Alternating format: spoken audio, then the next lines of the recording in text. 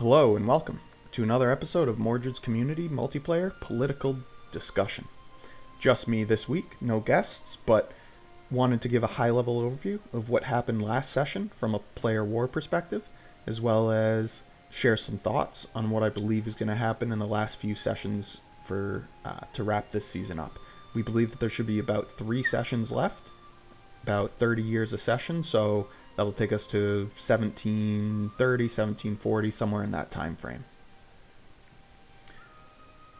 Last session, Great Britain got expelled from mainland Europe, giving up their holdings in the Holland state to Hanover in a deal, which Hanover then betrayed, and giving up their holdings in Brittany and Normandy to France.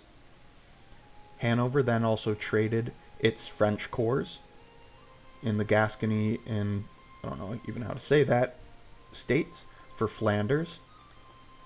So France regained quite a few cores. They exchanged some land back and forth with Milan, ended up on the losing end of the Second War, but won the First War, so I'd say it was about a wash.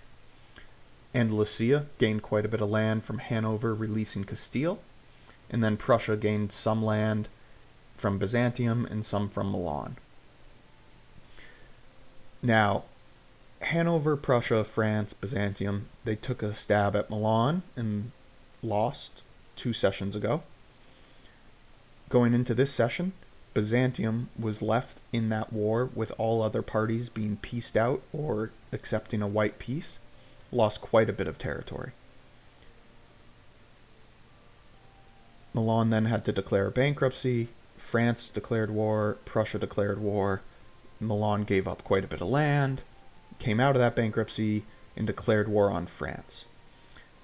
Hanover and Prussia decided to sit on the side of that war, and Milan was able to retake its land and secure a truce with France, and then Milan turned and attacked Prussia almost immediately to recover a significant chunk of its territory in Hungary.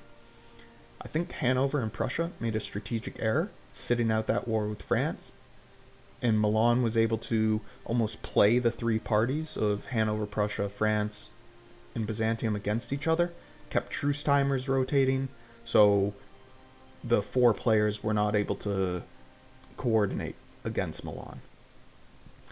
Moving forward, very little AI left. Europe obviously hasn't had any AI for a while. It's going to be interesting to see if Florence gets involved with any mainland European politics. Andalusia, are they going to get involved? And Great Britain. I'd say those are the 3 players who've sat outside of most of these continental European wars, but could have significant influence in assisting Milan or helping finally bring about their downfall. It seems like Sweden and Georgia have committed towards moving ever eastward into Shun. We should expect some contention in player wars there moving forward. Dat guy in Rajputana has nearly consolidated India. It'll be interesting to see where he turns his attention next. There is some AI to play around with in Southeast Asia. I don't think it's worth it at this point to turn that direction. He has a close relationship with Persia as well as Malaya so far, and Ethiopia. So he may choose to go after one of those players. Ethiopia may make the most sense, just because when you look at great powers, Rajputana's quite large, Ethiopia's up there, so it may be more of a challenge. No offense to the Persia player, their country's a little bit smaller from a development perspective. That guy also could choose to get involved over in Europe. When we look at the New World, Peru pushed out the Netherlands, so is going to look to consolidate South America, and then may turn back towards Europe as well, or up towards North America, where it looks like Texas and Canada are headed for a showdown. Other things to keep an eye on, we have a Japan player, a Malaya player, a Shun player. There's going to be a little bit of tension. There's still some valuable land here in the China area. Quite a bit of farmland still up for grabs. So it's going to be interesting to see if Japan continues to expand in that direction, if Malaya chooses to leverage their naval superiority to cut Japan off. Interested to see what goes on there over the next 3 sessions. Rotating back to the European theater, Livonian Order is a little bit cut off. They're going to have to make a decision. Are they going to go in on Prussia? Are they going to go in on Byzantium? Georgia? Obviously, they've worked very closely with Sweden, so I don't see that happening, but that'll be interesting to watch as well. Besides that, should be an action-packed session this week. Expect quite a few wars in Europe. I wouldn't be surprised if Great Britain spent most of the session at war, just because of the diversity of their holdings. They're exposed, I believe, in my personal opinion, over in Australia, just because Malaya, from an idea perspective, has chosen both naval and is now working on filling out maritime. And then, you may not have noticed this, but the Florentine West Indies also have maritime, naval, and quality completed. They have 52 heavy ships. So Great Britain, if there's a coordinated effort, is going to be fighting naval battles in the Caribbean as well as the Southeast China Seas.